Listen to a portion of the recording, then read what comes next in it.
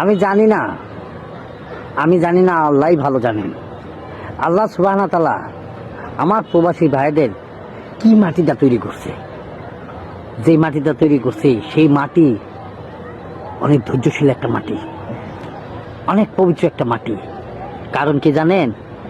কারণ আপনি শখ, স্বপ্ন, শখ আহ্লাদ, মানে কথা আছে না যে শখ আহ্লাদ সব মাটি দিয়া, সব স্বপ্ন মাটি দিয়া প্রবাসী যাইয়া জীবন যুদ্ধে আপনি একটা সুপার হিরো।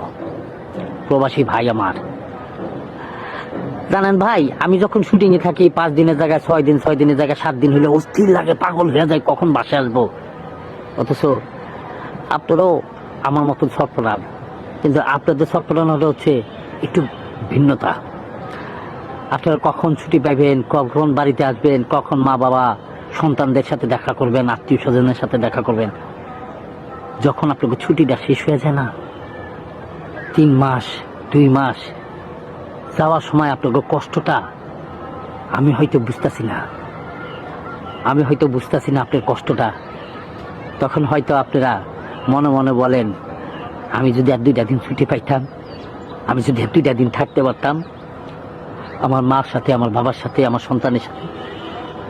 প্রবাসী ভাই আমার, লক্ষ কোটি সেলুট আপনাদেরকে। আপনারা হচ্ছেন রিয়েল হিরো।